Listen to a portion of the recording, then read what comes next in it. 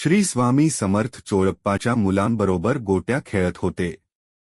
स्वामी म्हणतात, जिंकायचं असेल तर नेम अचूक पाहिजे. लक्ष केंद्रित करावं लागतं. खेळ म्हटलं तर गोंगाट तर होणारच. चोळप्पाची सासू पारायण करत असते, तिला त्रास होतो. चोळप्पाची पत्नी स्वामींना थोड्या चिडक्या स्वरात, निदान थोड्या वेळपर्यंत तरी शांतता राखा असं म्हणते. स्वामी मान्य करतात, पण समज पण देतात. पारायण करताना खेळाचा आवाज ऐकू तरी कसा येतो. कोणतीही गोष्ट करताना एकाग्रता हवी. देवाचे नाव घेताना तर ती उच्च पातळीची हवी. चोळप्पा आपल्या एक स्नेहीजन वामनराव बडोदेकर यांना स्वामी दर्शनाला आणतो. वामन बुवा स्वामींना पाहतच राहतात. एका मुलाला भूक लागली म्हणून स्वामी आतून नैवेद्याचे अन्न आणून घास भरवतात. नैवेद्याचे अन्न आणताना चोळप्पाची सासू विरोध करते, पण स्वामी दुमानत नाही. स्वामी सांगतात, पोथी नुसती वाचू नका, आचरणात आणा. अंधश्रद्धा, सोवळोवळ यांच्या जास्त नादी लागू नका. चोळप्पाची पत्नी आणि सासू चोळप्पाजवळ तक्रार करतात, पण चोळप्पा काही ऐकत नाही. तिकडे शास्त्रीबुवा वामनबुवांना स्वामीबद्दल घालून पाडून बोलतात. मग ते वामनबुवाला घेऊन आपल्या गुरु घोलपस्वामीकडे जातात.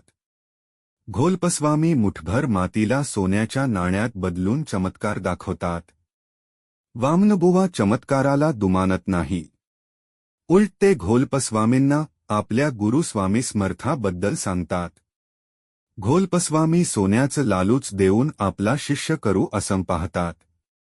वामनबुवा आणि घोलपस्वामी यांच्यात वादविवाद होतो. जाता जाता वामनबुवा सांगून जातात की, माझे गुरु येईल तुमची परीक्षा पाहायला. तिकडे शास्त्रीबुवा घोलपस्वामीकडे दगड घेऊन याचं सोनं करा अशी विनंती करतात. अर्धसोनं आम्ही घेऊ अशा अटीवर घोलपस्वामी आपले प्रयत्न सुरू करतात. पण काहीही केल्या त्यांना यश मिळत नाही. त्यांना वाटतं की वामनबुवांनी आपली विद्या हिरावली आहे, म्हणून सूड घ्यायला घोलपस्वामी धर्मशाळेत जातात. घोलप एक मोठा धोंडा घेऊन वामन बुवांवर टाकायला जातात. पण त्यांना धोंडा टाकताच येत नाही आणि उलट तेच स्वतः पडून त्याच धोंड्याखाली चिरडले जातात.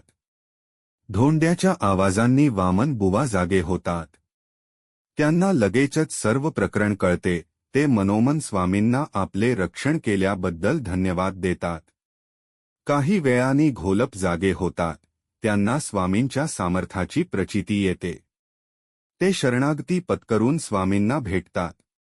स्वामी बोध करतात, घोलप, आपल्या सिद्धीचा उपयोग आपले प्रस्थ वाढवायला करू नये. अरे, आपले सामर्थ आणि शक्तीचा उपयोग लोकांच्या कल्याणाकरता करावा.